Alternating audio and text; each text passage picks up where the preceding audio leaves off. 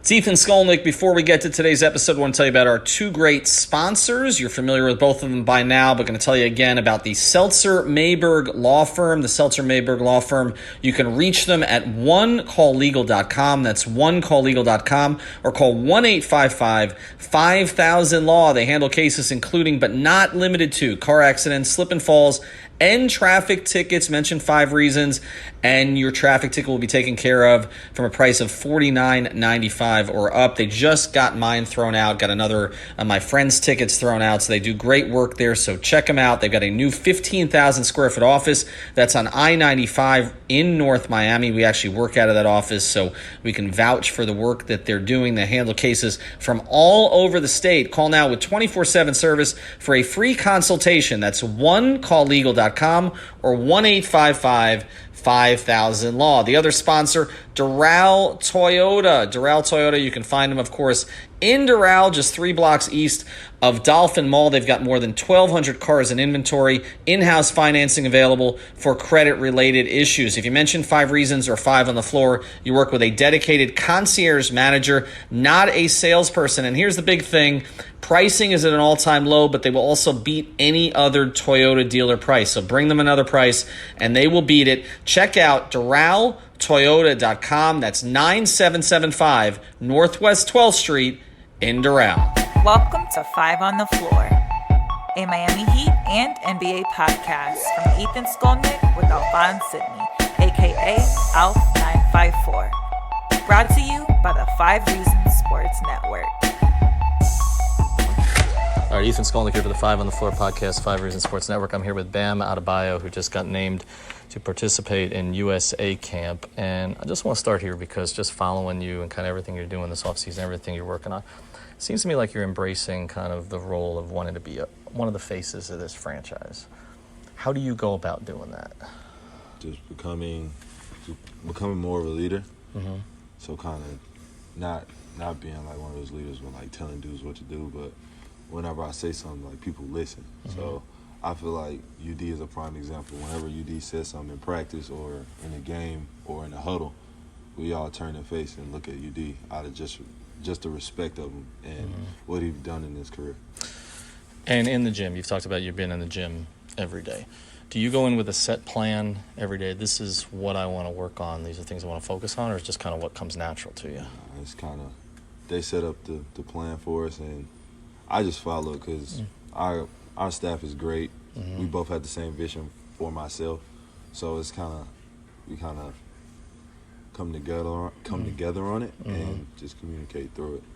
How different was it at the end of the year, well, sort of the last third of the season, where you were getting the starters reps, you were getting more minutes, they were running more stuff for you, just in terms of your approach to the game and your confidence?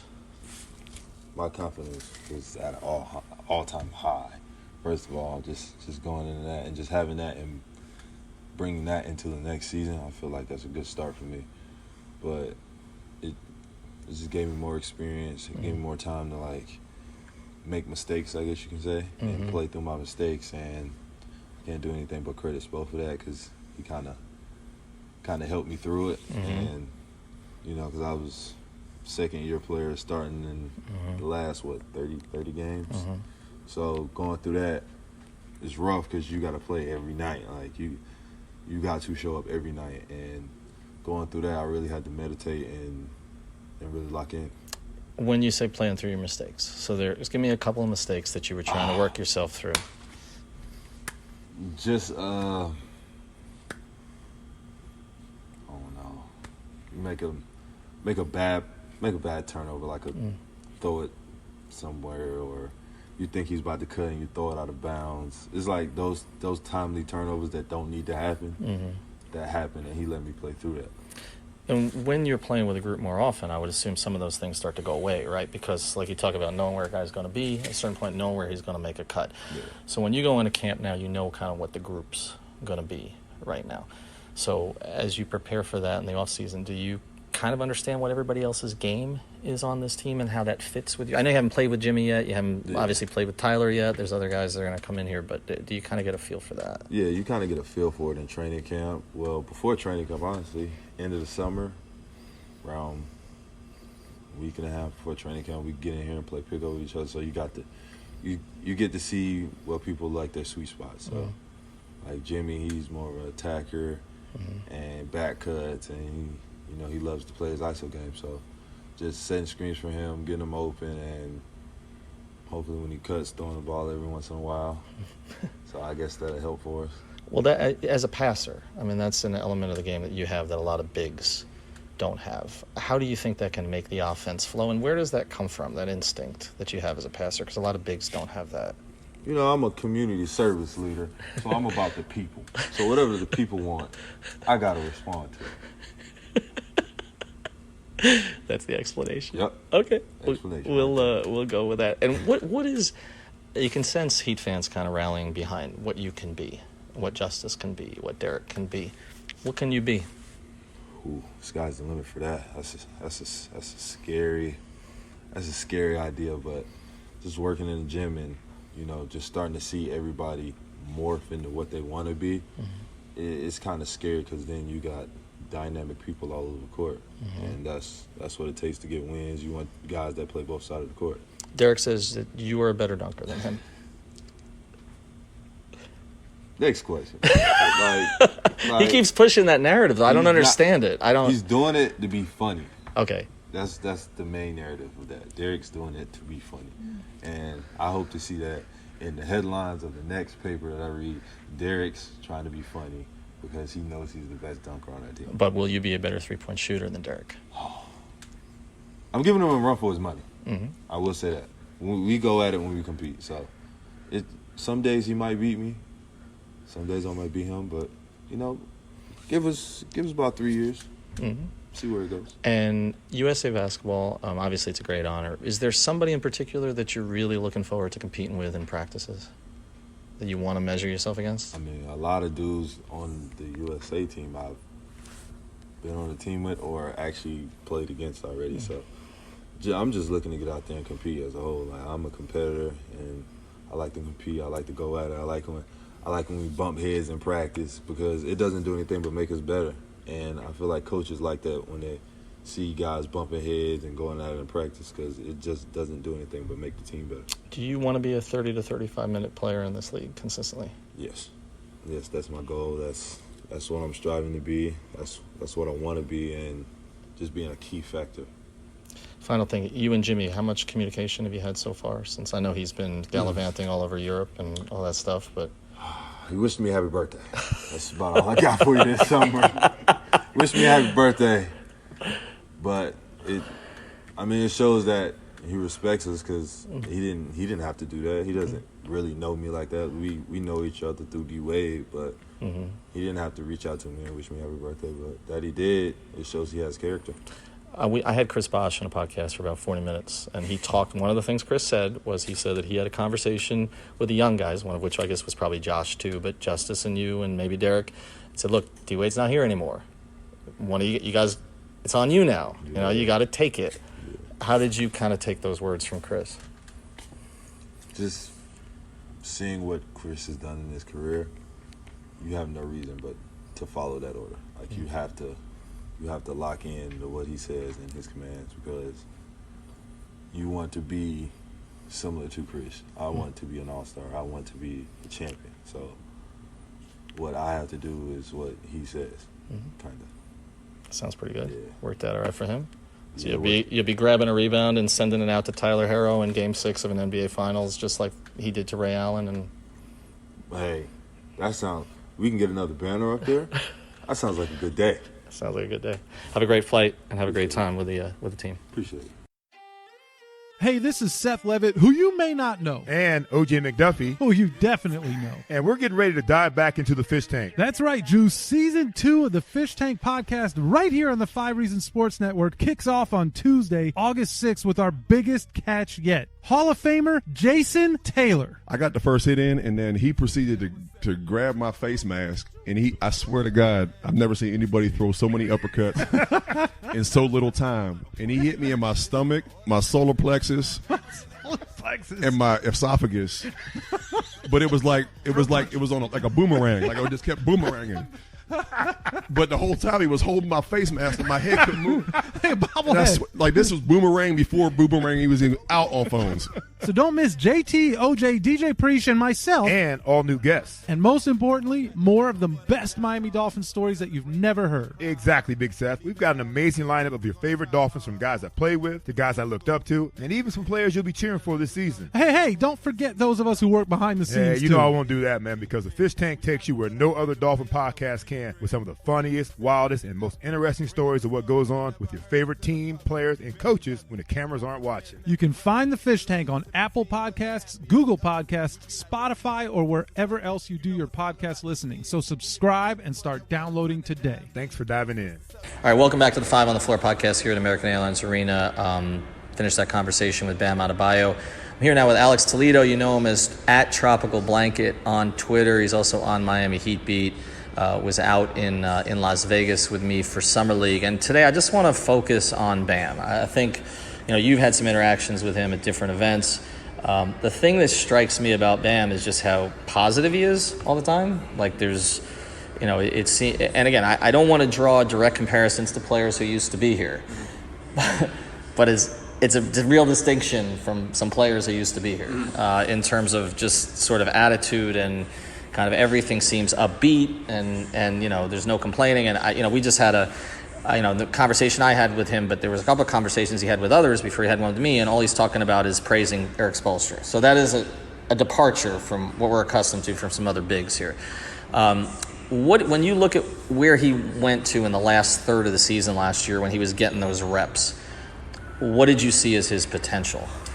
So you talk about Bam's general positivity and the ambiance that he gives off, and something that I thought you were going to say when you started talking about comparison was Chris Bosh. He gives off a lot of those same vibes that I used to see from Chris Bosh over the TV, where he's kind of a mellow guy at all times. And so, and as far as the second part of the question, last year when he was a starter, I think he was putting up per 36 averages of around 14, 15 per game, 11 rebounds, 3 or 4 assists, a steal and a block and a half, something like that. On great percentages, we already know he's a switchy 1 through 5 type of defender. I think that's what he can be as a full-time starter over the whole season. I expect him to take a leap because of the confidence that I think he's talked about, and also playing with other guys, being recognized from Team USA. I think that'll help. That'll probably help out too, make him feel like this is going to be the year that he takes that step. Yeah, and I think when you talk about the defense, I didn't even get into that with him, but he's a different kind of defender than Hassan, right? So everything with Hassan was about the block numbers and kind of being back in the back line of the defense, but there were always the questions: could he switch out? Would he switch out? Right? With Bam, there's no questions on that. And in terms of a modern big, most modern bigs are not rim protecting bigs; they're switch bigs. You've got to get out on shooters, and we've already seen that he can do that. So I think most of the context when we talk about Bam in terms of improvement is the scoring and the rebounding. It's not, and even more so I think the rebounding than the scoring, because the one thing that Hassan did do was collect rebounds at a really high rate. Bam's rebound rate has not been there until he started to get those extra reps in games. And I thought one of the things that was interesting that he said to me was that Spoelstra let him play through mistakes. And I think they're going to be able to do that again this year, because the reality is they don't have a ton of bigs on this roster. As long as they don't make another trade, it's basically him, Kelly Olynyk, James Johnson if he's healthy, maybe Derek Jones Jr. some at the 4, and he is a good offensive rebounder, but they don't have, and then Myers Leonard obviously that they've added, but they don't have a ton of bigs. And I think, like he says, he wants to be a 30 or 35 minute a game player. That's what he's going to be, and so I do think that some of those rebounding numbers and other things are going to come. Yeah, so the thing with Bam is he has kind of had that reputation of being the inferior rebounder to Hassan, and it's fair because they've been a really good rebounding team with Hassan as a starting center. That was kind of what a lot of people who back up Hassan will point at, is like they've consistently good on defense, consistently good on rebounding. But like I said before, the per 36 and the per 100 possession numbers point to Bam being at least, maybe not as good as Hassan when it comes to rebounding and rim protection, but he seems like somebody who's up and coming, who can already be productive on both of those aspects, knowing that those are kind of the other parts of the game that he's working on, as we already know the other things that he brings. The question to me with him, as far as his potential and how much he reaches this year, is how much he's willing to play through those mistakes, like you said, and do some of the face-up stuff, take more jumpers, be a little bit more confident. that he can, put some points in the paint other than just doing the screen, the dribble handoff, and roll to the rim, and either make a good pass when you get the ball. Or he's not shooting enough. I feel like I want to see more of what his offensive arsenal is like, especially now that Hassan's not here. Like you mentioned too, there's not that many great bigs here. Mm-hmm. I think that's where the potential lies for Bam. Well, and I think some of it will depend on who he's playing with, right? So if they go with those Skolnick, Adebayo lineups, which have been very effective the past 2 seasons, then obviously you've got Kelly as more of a stretch player, and Bam's going to have to operate a little bit more inside. But if you have, a James Johnson who's not as good a three-point shooter as Kelly, okay, and, maybe, again, you get back to some of that stuff with JJ where he's handling the ball a little bit more and operating sort of towards the paint, then having Bam as a step-out big. I asked him about Chris Bosh in part because I think there are elements of Chris's game that if Bam can incorporate, then you're looking at a totally different type of player. And as we know, Chris became a very good mid-range shooter and then became ultimately, I'm not saying this is going to be Bam yet, but ultimately became a plus three-point shooter. I hated it when Chris started shooting threes because I thought, okay, I remember, CB4 up in, when he was up in Toronto and kind of was more of a post guy, but Chris really didn't want to be a post guy, and he wanted to stretch his game out, and he got perceived as soft when he did that, but ultimately it helped them win championships because he was a stretch player at that position, and you had guys like LeBron and Dwayne who could operate down in the post, so they were inverted. I feel like some of that's going to be with this team too. I mean, Jimmy likes to operate inside at times. I think that when you look, obviously, if Dragic, again, still expecting to be here, a player who likes to sort of work his way into the lane. You've got Winslow, who I think can develop a little bit that, stuff maybe in the post. That was something that he worked on with Dwayne quite a bit, so maybe that's be part of his game. But I think some of it will depend on combinations. But the thing I like about Bam's game is there's enough potential in every area, right? So I don't know that there's anything that he's great at yet, but I don't see anything in his game that I say he can't be good at this, right? He's a plus passer. He's a plus defender, who I think is going to get better. You mentioned it as a rebounder. It looked better in the second half of last season. And I think he could become a pretty good face-up shooter. So I don't see anything where I say on a scale of 1 to 10, he can't be a 7. Now, is he going to be Pascal Siakam this season? I don't know. But I see the upside for him in all those areas, and I think that's why, they've pretty much taken him out of all the trade talks, because do you want him to become that somewhere else? Yeah, so I think that's very interesting to me. Everybody has been making those Siakam, the Pascal Siakam comparisons, and I think it's interesting because he kind of got that free reign to do more stuff with the ball. And I think it would be a natural fit for Bam to have more of those reps on the perimeter because he's doing so much of that dribble handoff action at the top of the perimeter. And if he's not doing stuff out there, he can roll to the rim like he always does. I think it's a natural fit for him to start transitioning into more of that big that you need to cover out there in the perimeter that's a real scoring threat. They're going to need to replace some of that scoring production they lost as far as Jay Rich, Dwayne, and Hassan. So I think it's a natural fit for sure. If I was to say to you right now, and I know how Heat Beat and Heat Twitter feel about Justice Winslow, and I am a big Justice proponent, and I think what we saw last year in small sample size when he was given the reins is very promising. To me, when I look at upside, I say Bam has the higher upside of the two of them. Do you agree with that?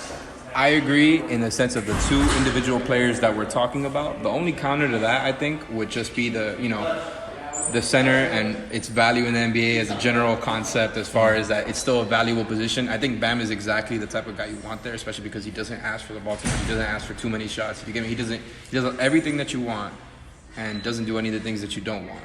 And also, I think, like I said, he definitely has more upside than Justice. The only thing with Justice, he has a positional versatility of being able to play multiple positions and guard multiple positions. So does Bam.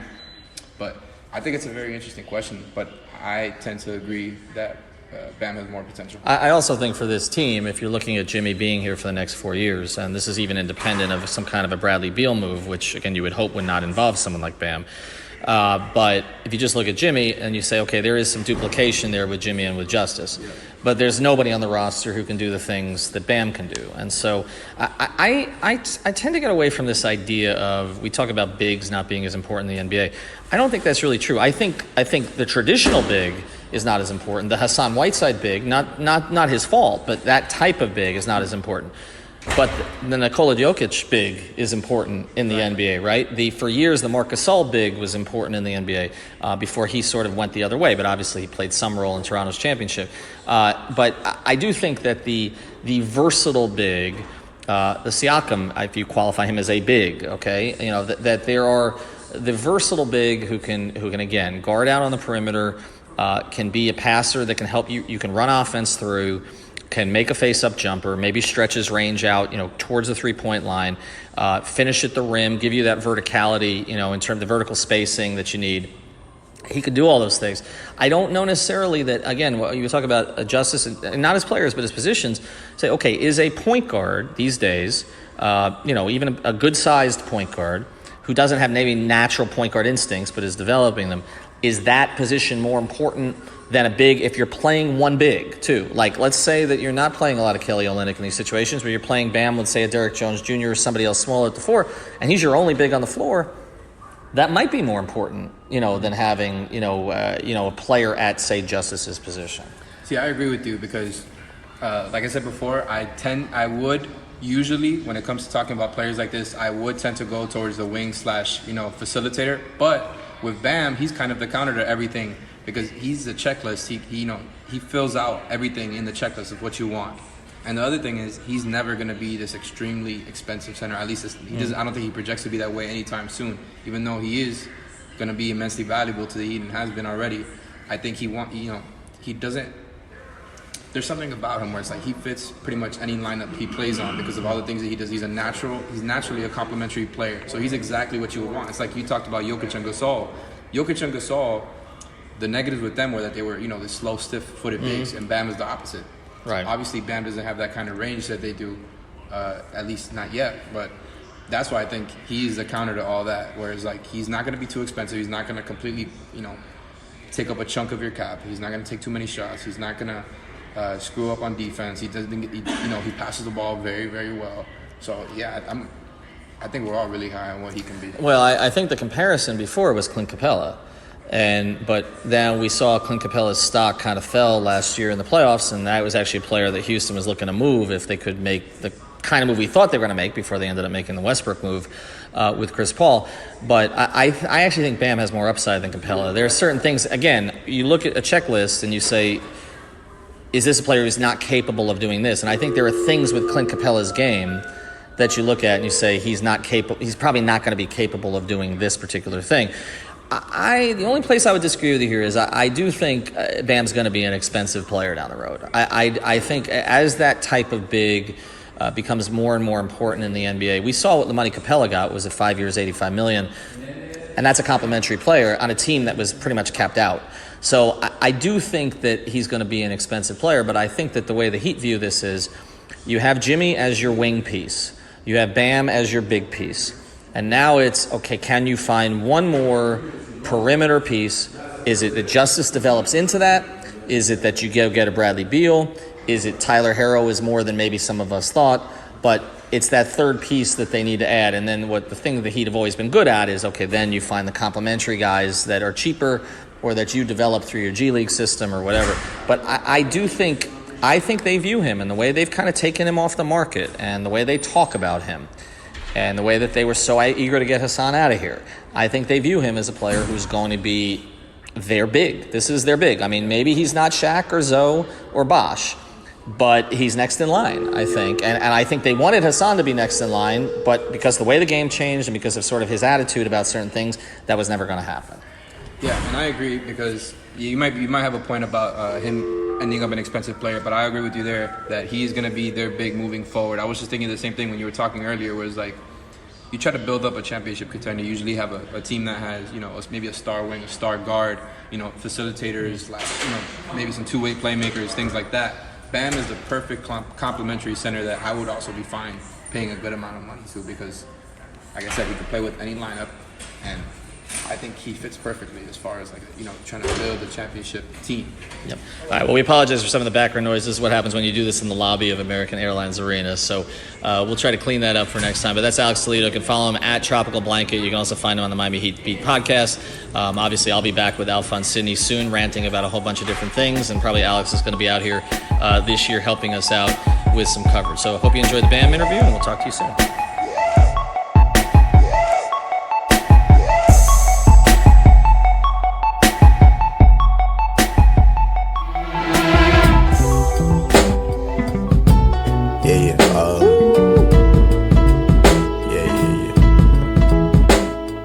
This is Ricky J. Mark. In a world where sports radio continues to shift around the whims of corporate interests, we understand that the constant, unexpected changes can be exhausting from time to time. So that's why we think you should sit back, relax, and take 5. Reasons, that is. So go ahead, grab your smartphone, and subscribe to the 5 Reasons Sports Network, available on virtually every podcast platform. We're South Florida's fastest growing on-demand sports media network, so you decide when you want to tune in. You decide when you want to listen. Because we know your life can be hectic, go ahead, fall in love with our lineup, including 5 on the Floor, 3 Yards Per Carry, The Fish Tank, Light-Skinned Opinions, and Cinco Razones, whenever you want. All you need is an internet connection. So go ahead, tune in. Try us out. We're by Miami, for Miami, and spreading rapidly throughout South Florida.